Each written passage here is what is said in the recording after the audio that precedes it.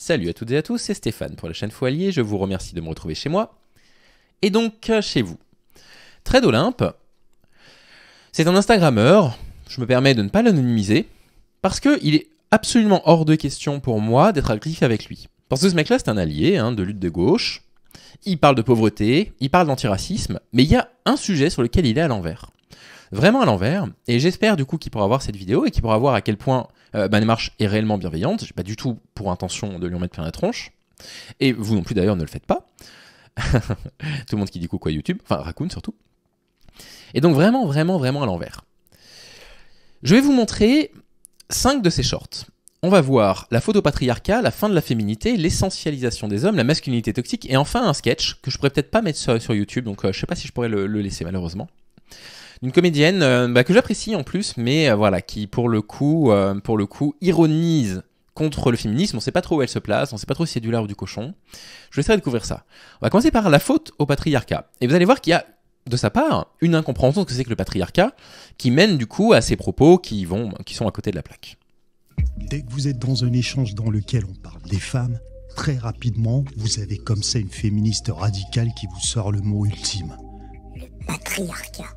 Alors du coup, féminisme radical, ça a un sens dans les luttes, c'est un courant du féminisme qui considère que l'une des bases des oppressions dans la société, l'une des oppressions les plus fondamentales, c'est l'oppression masculine, effectivement. Mais le patriarcat n'est pas du tout utilisé que par les féministes radicales, loin de là. La notion de patriarcat, la notion de domination masculine systémique, c'est un truc qui a toujours été considéré par les féministes, mais de tout temps.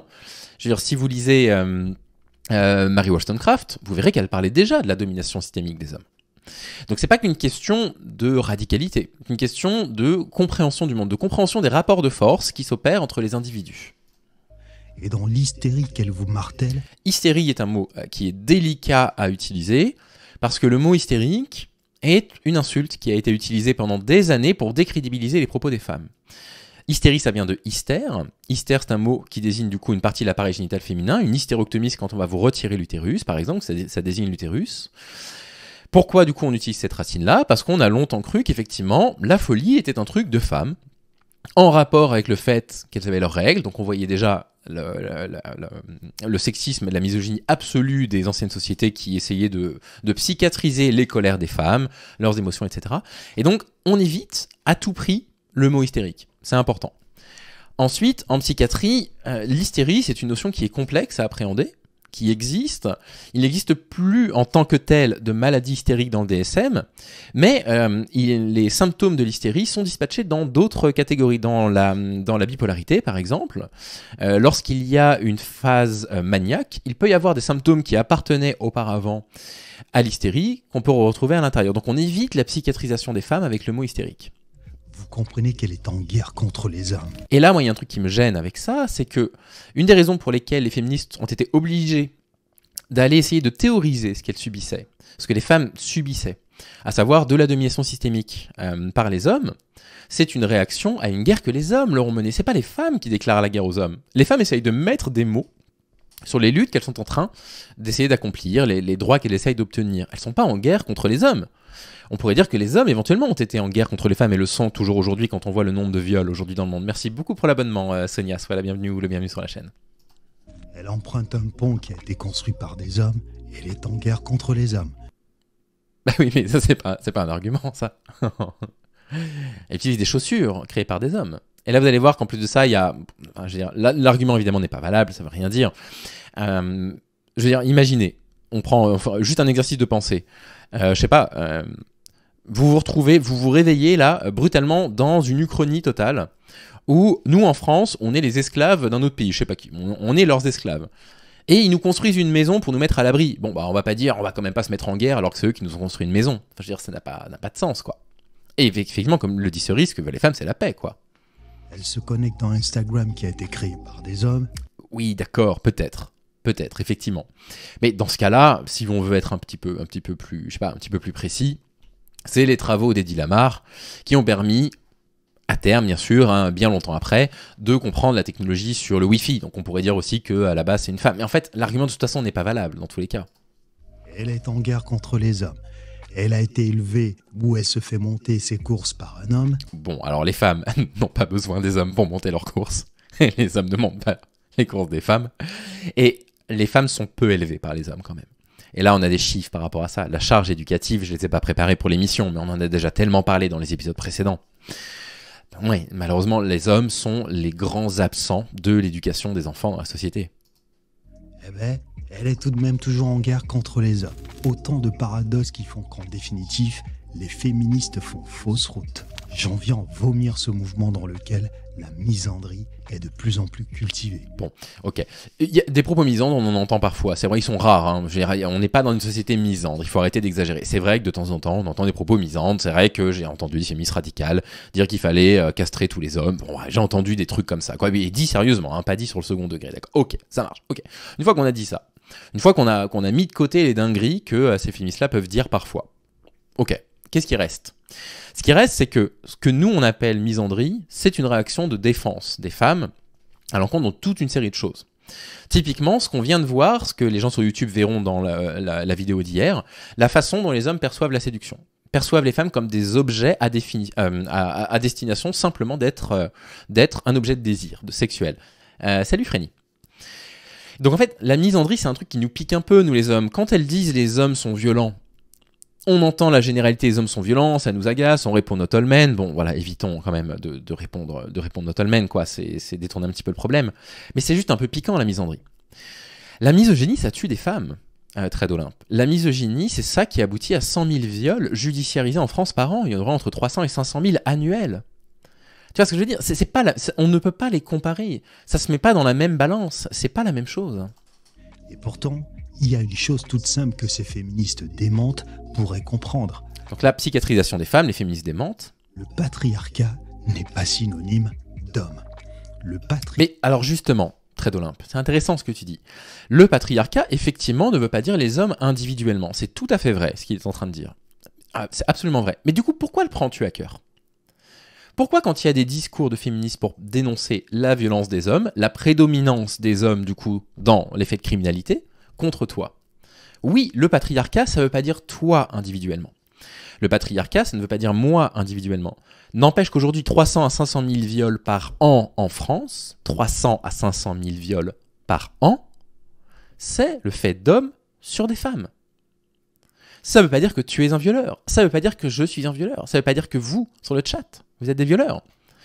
Ça veut dire que dans les rapports qu'on a, aujourd'hui, il n'existe aucun homme, ou presque aucun, qui a peur d'être violé à un premier rendez-vous, et quasiment aucune femme qui n'en a jamais ressenti la peur. C'est ça ce que ça veut dire.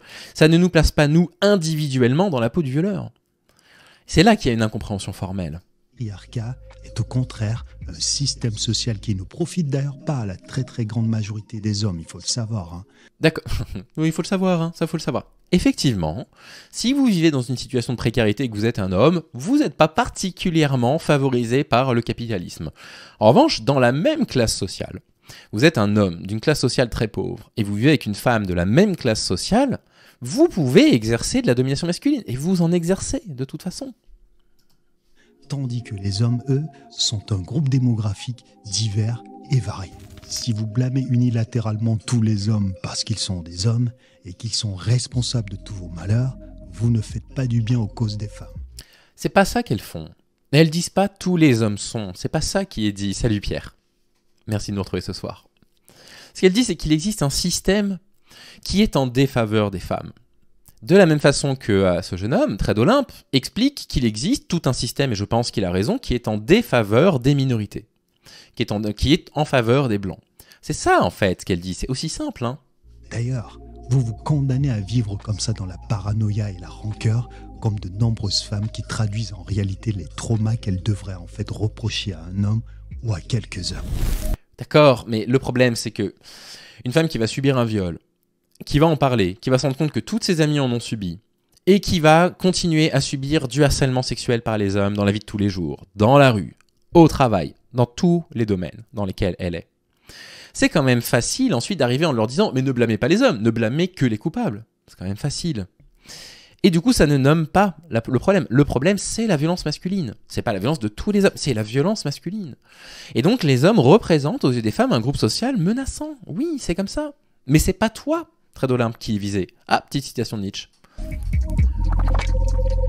Parfois, les gens ne veulent pas entendre la vérité parce qu'ils ne veulent pas que leurs illusions soient détruites. Voilà, typiquement, une des raisons pour lesquelles je n'utiliserai jamais ce genre de phrase dans mes vidéos, c'est que j'ai l'humilité de considérer qu'aucune de mes croyances ne sont strictement vraies.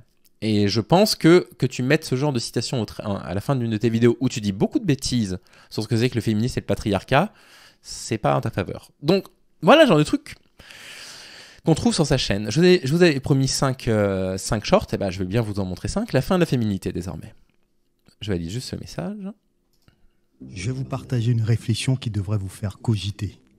Dans le féminisme blanc, les femmes veulent devenir des hommes. Alors, définir féminisme blanc, hein, parce que la majorité des féministes, même blanches, sont plutôt dans les courants intersectionnels, donc définir ce dont il s'agit. Donc je suis pas sûr de ce qu'il essaye de vouloir dire. Et les femmes veulent devenir des hommes, c'est ça qu'il a dit? Ça, c'est très faux. Je vais vous partager une réflexion qui devrait vous faire cogiter. Dans le féminisme blanc, les femmes veulent devenir des hommes. Voilà, c'est ça. C'est-à-dire qu'en fait, c'est pas parce que les femmes veulent accéder exactement au même droit que les hommes, veulent être considérées comme des êtres humains comme les autres, qu'elles veulent devenir des hommes. Ça, c'est une incompréhension, encore une fois, pour la milliardième fois, des propos de Simone de Beauvoir. Observez d'ailleurs le rejet de la féminité qui est considéré comme une faiblesse dans ce féminisme et vous serez en mesure de comprendre qu'une société dysfonctionnelle dans laquelle on nous explique que l'homme et la femme ne sont qu'une invention sociale. Ok, il y a beaucoup de choses. La féminité, c'est les propos d'Amélie Menu qui nous dit « Le féminisme m'a détruit car le féminisme m'a empêché de me maquiller », par exemple, elle a expliqué ça. Et si ces propos ont été tenus, c'est très triste, hein, c'est très dommage, et c'est des propos qui ne devraient pas avoir lieu. Mais les propos que moi j'entends dans le féminisme, c'est pas du tout ça. Les propos que j'entends dans le féminisme, c'est que le concept de féminité est une construction, et que si une femme a envie, je sais pas, de se soumettre à certains diktats de la féminité, il faut qu'elle le fasse pour elle, et non pas à cause du regard des hommes. C'est ça ce que disent les femmes. Elles disent pas ne portez pas de talons, ne vous maquillez pas. C'est pas ce qu'elles disent. Ce qu'elles disent, c'est si vous le faites, ne le faites pas parce que vous vous sentez contraint par le regard masculin. Faites-le pour vous. Et donc ensuite, qu'est-ce qu'il a dit après? Mince, on ne peut pas revenir en arrière en plus. On a des femmes qui veulent... Attendez, il y avait un autre truc sur lequel je voulais réagir, excusez-moi. Je vais vous partager une réflexion qui devrait vous faire cogiter. Dans le féminisme blanc, les femmes veulent devenir des hommes. Observez d'ailleurs le rejet de la féminité qui est considéré comme une faiblesse dans ce féminisme et vous serez en mesure de comprendre qu'une société dysfonctionnelle dans laquelle on nous explique que l'homme et la femme ne sont qu'une invention sociale. Ah oui, d'accord, très bien. Donc, ok, je comprends. Non, c'est pas ce qu'il dit. Et même dans les cours en trans, c'est pas ce qu'ils disent. Ils disent pas que hommes et femmes, c'est qu'une construction sociale. Ils disent simplement que aujourd'hui, à partir du moment où on considère un homme et une femme d'un point de vue, on va dire, purement sexué, on peut les définir avec des critères du coup qui appartiennent à ces critères-là, biologiques, physiologiques, etc. Mais que quand on imagine, quand on essaie de se représenter mentalement ce que c'est qu'un homme, ce que c'est qu'une femme, on a des stéréotypes qui nous apparaissent. Et ces stéréotypes-là qui vont nous apparaître ne sont pas les mêmes que ceux que pourrait avoir quelqu'un dans un autre pays. Et que donc, la façon dont on se représente ce qu'est un homme et une femme, c'est autant du sexe que du genre. Parce que du coup, on construit une image sociale collective de ce que c'est qu'une femme, qu'un homme, de ce qu'est la fonction sociale d'une femme, de ce qu'est la fonction sociale d'un homme. C'est ça, ce qu'elles disent, en fait, ces féministes-là, du coup, de la troisième vague. Ne peut que s'effondrer. On a des femmes qui veulent devenir des hommes qui veulent devenir des femmes. Alors, là, je pense qu'il parle de la problématique transgenre, que je ne maîtrise vraiment décidément pas encore assez pour pouvoir parler là-dessus, mais il me semble pas que ce soit des hommes qui veulent devenir des femmes. Il me semble que ce sont des personnes, je sais pas comment le dire sans être offensant, j'espère que j'utilise les bons termes, mais qui sont nés hommes et qui ont toujours su en fait qu'ils étaient des femmes et qui simplement du coup se conforment à ce qu'ils ont envie de, je sais pas, de représenter aux gens. C'est pas du tout qu'ils se disent un jour, moi en tant qu'homme, maintenant je veux devenir une femme pour telle ou telle chose, quoi. Et ce sont les mêmes qui nous disent que l'homme et la femme, ça n'existe absolument pas. Mais qui dit ça? Mais qui dit homme et femme n'existent pas? Au contraire. Le féminisme de troisième vague et les courants trans ont tellement retravaillé sur les définitions d'hommes et de femmes qu'au contraire, ils ne disent pas que ça n'existe pas. Ils disent simplement qu'on peut aussi entendre hommes et femmes comme des catégorisations sociales. C'est ça en fait ce que disent ces personnes-là, très d'Olympe. Je le dis dans la vidéo que je vous prépare. Le culte du ressentiment, de l'apitoiement sur soi, avec cette volonté morbide de montrer comme ça des décolletés, des culottes, des jambes, avec beaucoup de rage et d'hypersexualisation. Bon, d'accord. Donc, elles montent des culottes et des jambes. Bon, d'accord. Alors, encore une fois, si elles le font parce que ça leur permet d'avoir confiance en elles, pourquoi pas? Si elles le font parce qu'il y a une pression du regard masculin, c'est tout ce que nous, on dénonce, justement. Le fait que les hommes mettent tellement les femmes dans ce rôle d'être un objet à la disposition de la sexualité des hommes, qu'elles finissent par épouser complètement ce stéréotype, et qu'ensuite des personnes viennent essentialiser ça en disant « Bah regardez, les femmes le font, c'est bien la preuve que c'est une essence féminine de se sexualiser. » Il est là, en fait, elle est là, la critique radicale. Salut Wifka. De se dire, mais en fait, si c'est de la pression sociale masculine, eh bien dans ce cas-là, il faut travailler sur la pression sociale masculine pour qu'on soit sûr à 100% que si des femmes décident de se mettre en avant de la façon dont il l'a décrit, elles le fassent tout à fait librement. En public n'est pas faire comme un homme, c'est au contraire se dégrader avec obscénité devant les prochaines générations. Quand vous voyez les Nicki Minaj, les Lil Kim, Kim Kardashian et autres Madonna ou Cardi B être aussi libidineuses, vous pensez que c'est un progrès pour la femme? Voir des femmes se battre pour quelque chose de noble en échange de comportements totalement toxiques et dégradants n'est pas la liberté. Mais en quoi c'est dégradant? En fait, elles arrivent au shooting photo et on leur impose ce genre de pose. Bon, oui, effectivement, là il y a du sexisme et ça se dénonce, et là je suis d'accord avec toi, il faut le dénoncer. Mais Madonna qui reçoit un prix et qui embrasse Britney Spears, en quoi c'est choquant ou dégradant? C'est dans sa vie de tous les jours. Ou alors une femme qui voudrait faire un shooting, je sais pas, avec un de ses copains, et qui lui dirait, voilà, précisément ce que je veux dans le shooting, c'est me mettre de telle ou telle façon. En quoi c'est dégradant si c'est pas imposé, en fait? En quoi c'est problématique? Ah, on me propose un petit débat ici dans le chat. De quoi s'agit-il? Non, mais j'ai envie. Ouh là là, je suis pas sûr d'avoir envie de regarder Sarah Kuhn, sauf si tu me dis que c'est important. Je le mets de côté au cas où. Libération de la femme et la destruction de la femme. La liberté vient donc avec des responsabilités. Et ne Je mets en favori pour pas le perdre. croyez pas qu'elle veut dire devenir cupide, égoïste, déluré et apathique. Mais elles sont ni cupides, ni délurées, ni apathiques, ni je sais pas quoi, simplement parce qu'elles posent dans certaines positions. Je comprends pas cette colère là, cette haine complètement des femmes qui nous ressort comme ça. L'homme et la femme assurent la pérennité de l'espèce. Oui, jusque là tout va bien. Si nous sommes donc en guerre, nous creusons comme ça notre propre extinction. Réfléchissez-y. Mais qui a déclaré la guerre à qui en fait? Et ce qu'il perçoit comme une misandrie, une violence de la part des femmes, est-ce qu'elle est à mettre de la... Et en plus de ça, c'est un militant antisexiste, antiraciste, on m'a dit. Moi, je le connais pas du tout, hein. Je découvre avec vous. Hein. J'espère qu'on m'a pas trollé, hein, que je suis pas en train de vous montrer un facho. je souhaite sincèrement. Mais du coup, c'est exactement la même chose. Il dirait la même chose à propos du racisme anti-blanc. Il dirait, bon bah d'accord, parfois il y a des propos racistes contre les blancs qui sont critiquables, parce que ça produit de la violence, mais on peut pas mettre sur le même plan dans la société le racisme contre les blancs qui est du fait divers et le racisme qui est un fait social. Et ben c'est la même chose entre misogynie et misandrie. Je vous avais prévenu, hein. Essentialisation des hommes. On découvre un nouveau Pokémon, Solveig. Récemment, j'étais dans un live dans lequel on parlait des relations hommes-femmes.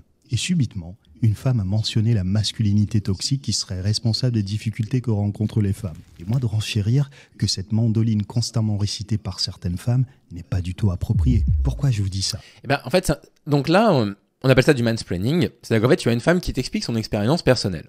Et là, pour le coup, dans une analyse matérialiste, on parle vraiment d'une expérience d'un individu et de l'expérience de son corps. Donc on est vraiment dans de l'analyse matérialiste pure. Et elle dit, il y a des préceptes de la masculinité toxique qui nous causent du tort, comme par exemple vouloir imposer son désir à l'autre, sans nous demander notre consentement, comme utiliser de la violence dans une dispute, ce genre de choses. Du coup, ça n'est plus de la dispute, ça devient de la violence, littéralement. Et lui dit, ça c'est de la mandoline que vous nous jouez, c'est faux. Ah, il y a un problème là. Dans aucune culture, vous ne verrez des femmes préférer s'accoupler avec des hommes au statut inférieur à elles. Et donc là, on est dans la théorie de l'hypergamie, dont on sait qu'elle est en train de se renverser. Donc elle existe toujours d'un point de vue du salaire, mais elle se renverse dans les autres situations. Et du coup, les femmes ne s'accouplent pas. Non, j'ai pas vu. Il parle de quoi du coup, Cherokee? Si tu as un lien, n'hésite pas à me dire. Elle recherche une relation dans laquelle s'épanouir et fonder une famille. C'est pas de l'accouplement. On peut pas réduire ça à un truc juste animal où on ferait la comparaison avec, je sais pas, certaines espèces dans lesquelles les femelles rechercheraient le mâle alpha du troupeau pour avoir des petits. Vous ne verrez jamais des femmes avoir des fantasmes sexuels orientés vers l'octroi comme ça d'un accès sexuel à des hommes sans emploi et sans ambition. Ouais, mais toi, Trade Olympe, sois honnête, tu n'as pas non plus de fantasme sexuel. Quand tu te fais plaisir et que tu es tout seul dans ta chambre, tu n'as pas des fantasmes sur une personne qui ne te fait pas fantasmer. Tu vois ce que je veux dire? Et le fantasme, c'est la rareté quelque part, ou c'est une personne dont tu as été amoureux, je sais pas, et avec qui c'est rien passé, mais tu aurais rêvé que ça se produise. Enfin, je veux dire, soyons tout à fait honnêtes. Merci, Cherokee. Qui occupent en plus les strates les plus basses de la hiérarchie sociale. Mais ça, c'est une catastrophe de dire ça. Enfin, parce que là, il est en train de mettre... On est dans le discours incel, là. Je suis désolé, très dolin de te dire ça. Je te veux évidemment aucun mal. Mais là, tu es en train de propager les discours incel de base. À savoir, si tu es pauvre, les femmes, elles vont pas avoir envie de toi. Et donc, qu'est-ce qui va leur rester? Eh ben, il va leur rester les formations Black Pill, Red Pill et incel. C'est risqué comme discours. Tout au contraire, les femmes sont attirées par les phénotypes masculins que les féministes fustigent en les taxant comme ça en permanence de toxicité masculine. Mais non, non, tout est mélangé. Les féministes ne taxent pas de masculinité toxique des phénotypes. Elles taxent le phénotype, c'est ce à quoi vous ressemblez, votre corps, c'est l'apparence physique que vous avez, entre autres. Ce que les féministes fustigent, c'est l'attitude de ces gens-là. Donc, vous pouvez tout à fait faire de la muscu, être grand, costaud, et être absolument adorable et ne poser aucun problème aux féministes parce que vous allez être un modèle de respect de leur consentement, etc. Et à l'inverse, merci pour le lien Cherokee.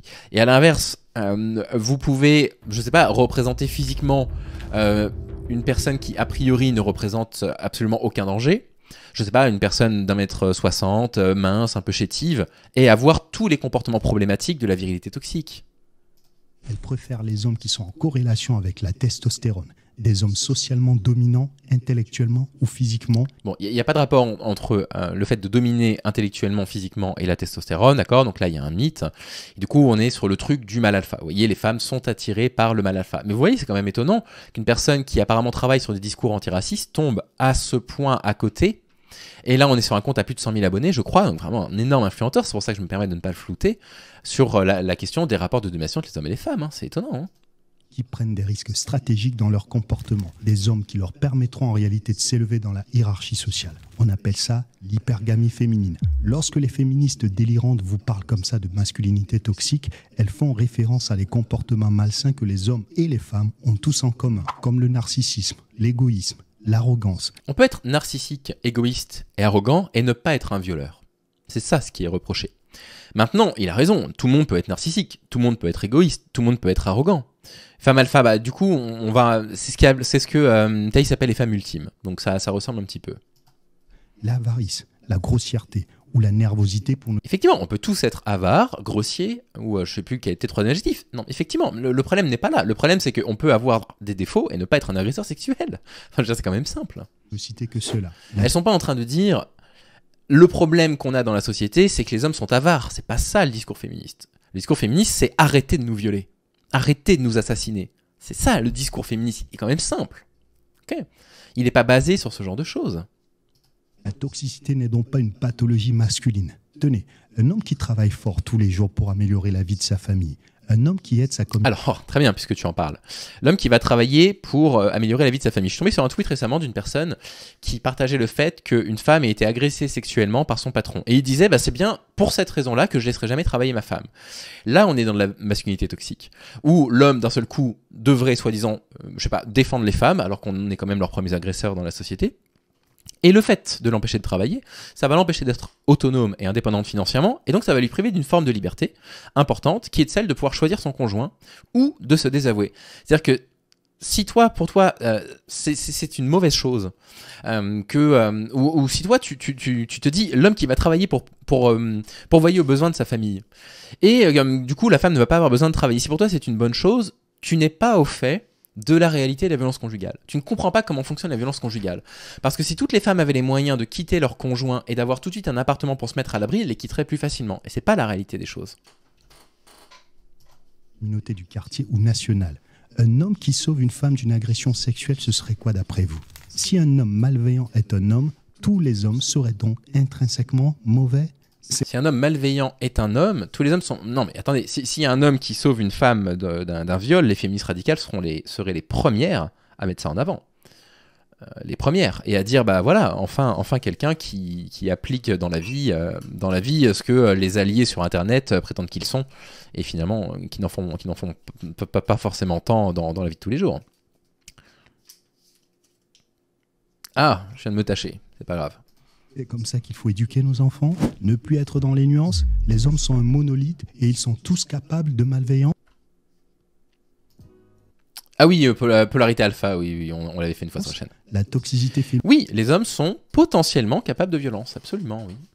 Absolument, c'est tout à fait ce qu'elles disent. Et étant donné que le nombre d'agressions est élevé, que toutes les femmes ont subi plusieurs agressions sexistes, voire sexuelles dans leur vie, merci pour l'abonnement de David, c'est adorable. Effectivement, on considère qu'elles considèrent dans leur tête que il faut faire attention. Que dans un premier date, c'est pas forcément sage d'aller chez la personne, qu'on ait confiance ou non. Oui, potentiellement. Effectivement, potentiellement, tous les hommes peuvent agresser des femmes, mais en même temps, 300 à 500 000 agressions sexuelles par an, il faut bien 300 à 500 000 agresseurs sexuels. Donc peut-on leur donner tort, quoi? Féminine, ce serait quoi d'après vous finalement? Tous les hommes, comme toutes les femmes, ont donc la capacité d'être de bonnes ou de mauvaises personnes. Absolument, sauf que les femmes ne nous violent pas. Dès lors que vous commencez à essentialiser une partie de la population mondiale, vous êtes déjà vous-même une partie du problème. Faites donc très attention à l'amertume, à la colère disgracieuse et au ressentiment. D'accord, mais est-ce qu'il n'y a pas une forme d'essentialisation quand, dans une lutte antiraciste, vous dites les populations immigrées subissent de la violence de la part des Blancs? Et moi, je pense que non, que ce n'est pas d'essentialisation. Je pense que quand on réfléchit à un système, on pointe pas du doigt chaque individu. Et pourquoi ça lui paraîtrait cohérent dans les luttes antiracistes et incohérent dans les luttes antiféministes? Et vous voyez, ces vidéos-là, elles se multiplient. Il y en avait d'autres qui étaient un peu plus éparses avant. Et là, elles se multiplient. Je veux dire, c'est la 3e vidéo d'affilée qu'il fait sur Instagram. On sent qu'il y a quand même une sacrée colère là contre le féminisme de sa part. Allez, on se fait le 4e et la masculinité toxique. On fera la 5e entre nous sur Twitch. Je la mettrai pas sur YouTube parce que c'est l'extrait d'un sketch de cette comédienne. Je vous fais d'ailleurs remarquer que la majorité des infanticides sont commis par des femmes. Alors, bien. L'argument misogyne typique. La majorité des infanticides sont commis par des femmes. Pour commencer, c'est vrai. C'est vrai, effectivement. Maintenant, la question c'est, qu'est-ce qui se passe? Comment on analyse ça? Et il y a plein de façons de l'analyser. L'une des façons qui est a priori réputée pour être la meilleure approche, c'est le fait que c'est les femmes qui s'occupent des enfants, en immense majorité. Et donc comme c'est elles qui sont au contact des enfants, s'il y a un risque d'infanticide, c'est la personne qui est le plus proche de l'enfant qui a risque du coup de l'assassiner. Et du coup, moi je déteste en fait qu'ils mettent ça en avant, parce qu'en fait on met pas en avant des infanticides pour faire valoir un point, quoi. On va pas essentialiser du coup les infanticides et la lutte contre les violences faites à l'enfance pour dire regardez, vous avez vu, c'est surtout des femmes qui tuent des enfants. Donc non seulement je pense qu'ils se trompent de cause pour pouvoir expliquer du coup le nombre d'infanticides qui seraient plutôt commis par des femmes, mais en plus de ça, j'aime pas trop ce truc de vous avez vu, c'est les femmes qui tuent les enfants. Je comprends pas trop. Doit-on en déduire que la féminité est dangereuse? Donc en fait, tu vois, c'est là la mauvaise foi du mec, quoi, ça m'agace. La question n'est pas que là-dessus, salut Naïs. On parle pas simplement des féminicides pour les hommes. On parle aussi des viols, on parle aussi des comportements toxiques, on parle aussi des agressions physiques, on parle aussi des vols, on parle aussi des cambriolages, on parle de tout ça.